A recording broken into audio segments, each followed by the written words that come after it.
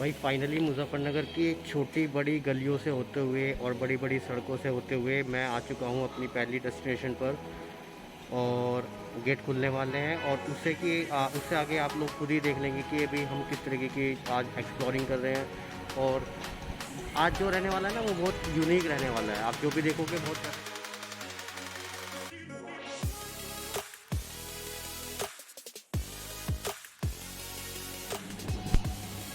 Hello friends, कैसे हैं सब आप लोग। मैं हूं स्वराज और जैसे कि आप जानते हैं कि हमारा चैनल नोमाड स्वराज काम कर रहा है ऐसे ट्रैवलर।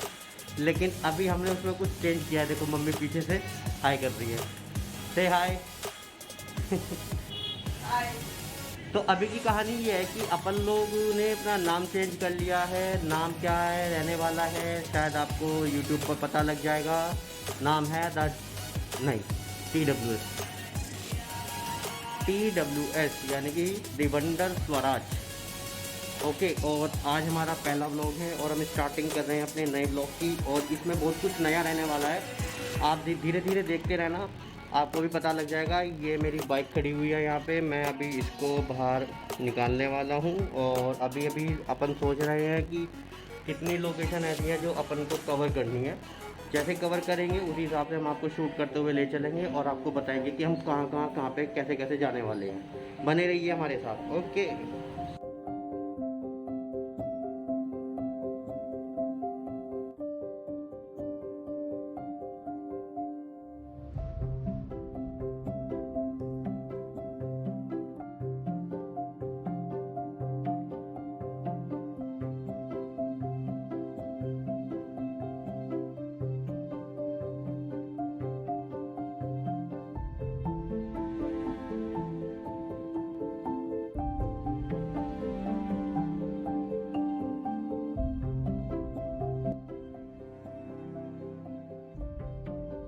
भाई तो हमारी 38 है दरअसल, वे सारी की सारी एक संस्था है। अच्छा। वो 38 एक्सरसाइज प्राण को खींचना, प्राण को एक स्थान से दूसरे स्थान पे भेजना, कहीं से हटाना कहीं भेजना, सारी की सारी एक्सरसाइज में ही है।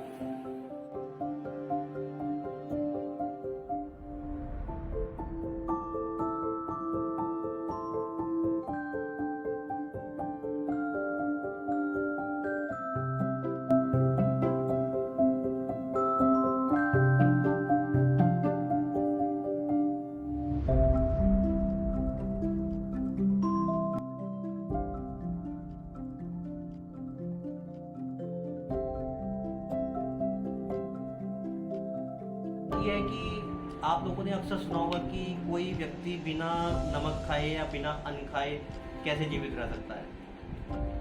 सोचने पे ये बात मजबूर कर देती है आपको, जब आप इस बारे में कभी सोचते हैं कि आप सुनते हैं कि कोई व्यक्ति बिना नमक बिना किसी अन्न के लगातार 20 साल तक या 15 साल तक जीवित रह सकता है। लेकिन आज मैं एक ऐसी जगह अपने ही शहर मुजफ्फरनगर में ऐसी जगह पे उनसे मिलने आया हूँ, उनसे बातचीत करने आया हूँ कि जब आप उनसे बात करोगे तो आपको लगेगा कि ऐसा भी संभव है। जी हाँ, 21वीं सदी में ये भी संभव है। तो निरंजन अंकल जी ने जो पिछले 16 सालों से अन्न को त्यागा हुआ है और उन्होंने पिछले 10 सालों से नमक भी त्यागा हुआ है। तो आप सोच सकते हैं कि उनकी जो एक मेंटल एबिलिटी होती है, जो हमारी जिसको हम अपने शब्दों में बोलते हैं स्ट्रेंथ जो होती है, वो कितनी ज़्यादा मजबूत है। तो अब कैमरा फ्रेम करने जा रहे हैं अंकल की ओर और अभी हम आपसे उनसे मुलाकात करवाते हैं और आगे की सारी जानकारी आपको मिलेगी, वो देंगे अंकल। तो बने रहिए हमारे साथ। तो अभी आप लोग देख रहे हैं कि मैं मौजूद हूँ अंकल जी के साथ, जिनका नाम है मिस्टर निरंजन सिंह। और मैं अभी थोड़ी देर पहले आपसे इन्हीं के बारे में बात कर रहा था। मैं उनका स्वागत करता हूँ अपने चैनल पे। अंकल नमस्ते। अंकल, मैं चाहता हूँ कि आप मुझे अपने बारे में बताइए कि जैसे कि हमने एक आर्टिकल में पढ़ा था अमर उजाला के कि आपको मतलब पिछले 16 सालों से बिना नमक और बिना अन्न के आराम से बहुत अच्छी ज़िंदगी, बहुत अच्छा लाइफ स्टाइल के साथ रह रहे हैं। तो ये कैसे संभव हो पाया है? मैं जनता स्कूल भोपा में कॉमर्स लेक्चरर था और साथ ही साथ मैं बिजनेस करता था। तो बिजी लाइफ के चलते धीरे धीरे मेरे अंदर बीमारियां घर करती चली गई। अच्छा। मुझे अस्थमा था, पूरी बॉडी में सोराइसिस थी, मुझे कैंसर था और मेरे बाल सारे सफ़ेद हो गए थे। इतनी सारी प्रॉब्लम एक साथ? इतनी सारी प्रॉब्लम धीरे धीरे बॉडी के अंदर बढ़ती चली गई। मैंने इनका इलाज सब जगह कराया, जी जोली ग्रांट, ऑल इंडिया, रामदेव, जी होम्योपैथिक, आयुर्वेदिक, वैद, हकीम, सब जगह मैंने इलाज करा, लेकिन कहीं से कोई लाभ नहीं हुआ। जीवन अपना इसी तरह जैसे लाभ होती है इसी तरह अपना जीवन जीता रहा। जी उससे जब मैं बहुत परेशान आ गया तो मैंने अपने वेद, उपनिषद, दर्शन, धर्म की ओर रुझान किया और अपनी लाइफ स्टाइल को मैंने चेंज कर दिया। मैंने पढ़ा उपनिषद के अंदर, वेद के अंदर, दर्शन के अंदर, गीता के अंदर कि जरूरी नहीं हम भोजन पे जिंदा रहें। एक वो ब्रह्मांडीय शक्ति है जो पूरे ब्रह्मांड को चला रही है, मुझे नहीं, वो पूरे ब्रह्मांड को वही शक्ति चलाए हुए है और हम उसी शक्ति के बल पर अपने को सर्वाइव किए हुए हैं। जिस दिन वो ब्रह्मांडीय शक्ति से हम कटेंगे उस दिन के बाद हम यहाँ इस शरीर में नहीं रह सकते। ये जितने भोग हैं, ये चाहे जीभ का हो, चाहे कान का हो, चाहे नाक का हो, चाहे आँख का हो, चाहे जिह्वा का हो, इन भोगों को भोगने के लिए ही हम यहाँ आए हुए हैं। और जो जो हम भोग भोगते चले जाएंगे त्यों त्यों शरीर के अंदर हमारा इम्यून सिस्टम डाउन होता चला जाएगा और धीरे धीरे बीमारियां घर करती चली। उन्हीं का रिजल्ट हुआ कि धीरे धीरे धीरे धीरे धीरे धीरे बीमारियां सब घर करती चली। जब मैं चारों तरफ से मजबूर हो गया और मुझे दिखा कि कोई इलाज संभव नहीं है, यहाँ से जाना ही पड़ेगा, तो मैंने संसार से यू टर्न ले लिया। मैंने अपने आप को एक शांति का जीवन जीना प्रारंभ कर दिया। संसार में जो मैं एक्टिविटी कर रहा था, व्यापार कर रहा था, उन सब से मैं एकदम हट गया और एकांत का, ध्यान का जीवन जीना शुरू कर दिया। ध्यान एक ऐसी विद्या है जिसके द्वारा हम अपने अंदर अनंत शक्ति जब चाहें तब पैदा कर सकते हैं। महर्षि पातंजलि ने योग दर्शन में यही समझाया है। मैंने पढ़ा था बहुत दफा, लेकिन उसको मैं प्रैक्टिकल में नहीं ला पाया।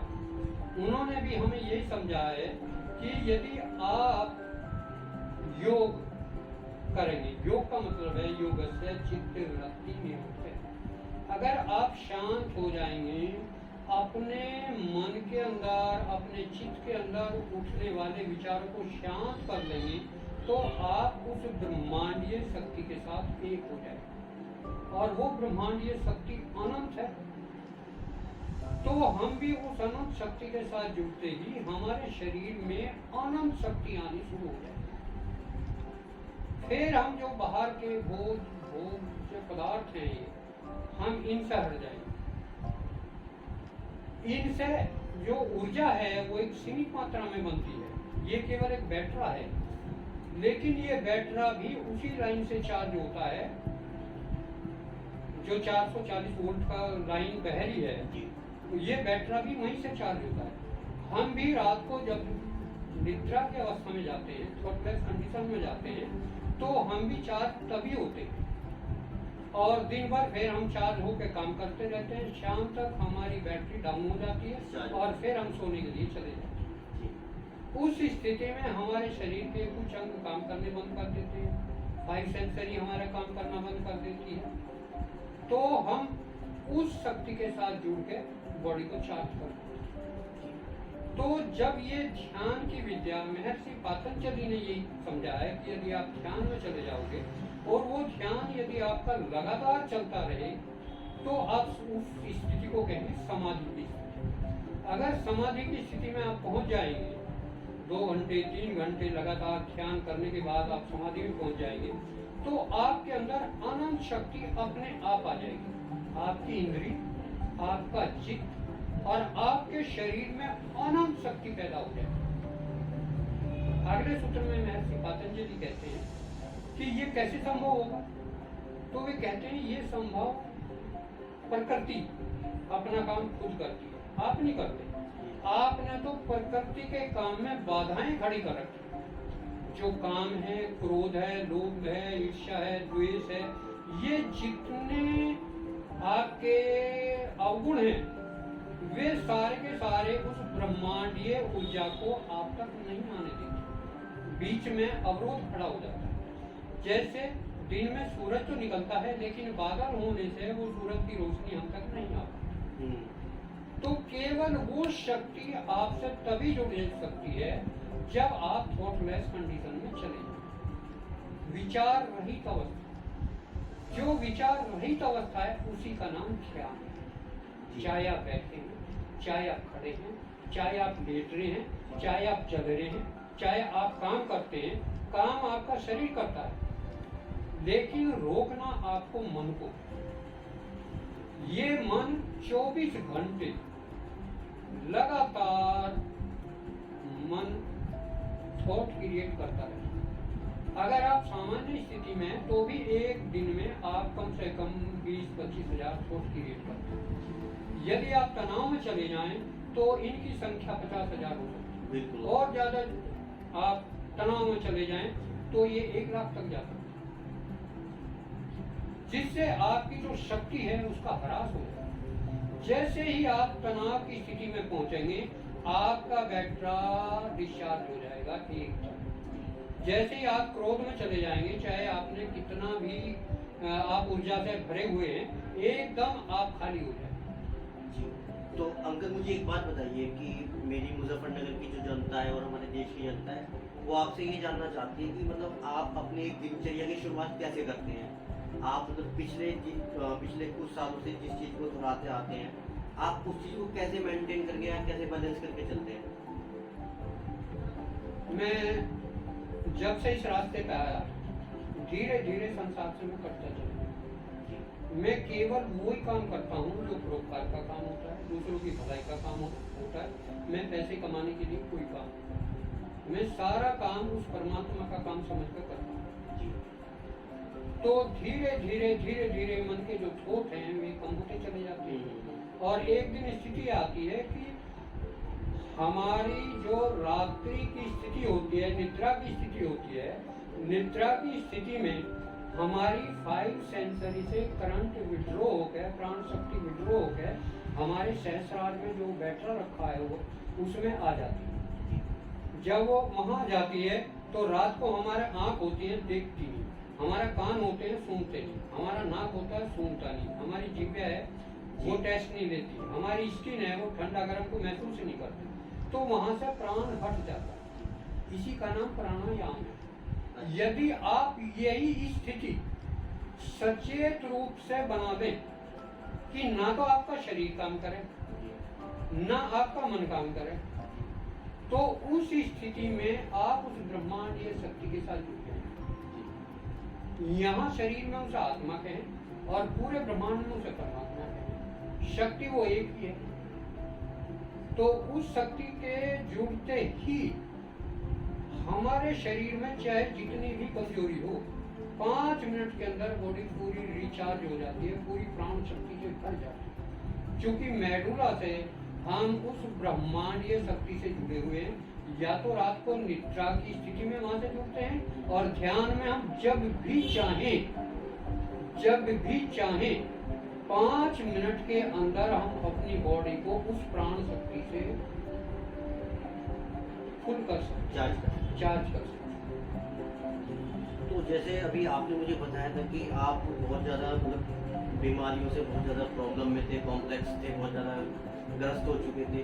तो मतलब आपको कैसे लगा कि आपको अब मतलब कि योग दर्शन में घुसना चाहिए या उपनिषदों का उपयोग करना चाहिए, शास्त्रों को पढ़ना चाहिए। तो इसका भी आपको कहीं ना कहीं से तो माइंड में सजेशन रहा होगा। नहीं, धार्मिक प्रवृत्ति मेरी बचपन से थी, लेकिन उस टाइम मैंने मात्र पढ़ी है, गीता पढ़ी, वेद पढ़े, उपनिषद पढ़े, दर्शन, लेकिन इम्प्लीमेंट जो मैं समझ नहीं पाया। अच्छा, समझ नहीं पाया।